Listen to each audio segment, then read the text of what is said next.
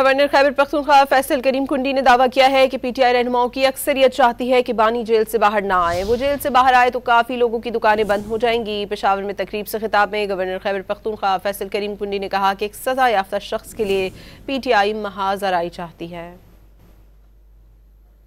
मुझे बताएं कि वो एक कन्विक्टेड शख्स है जिसके लिए वो इस्लामाबाद या महाजराई चाहते हैं।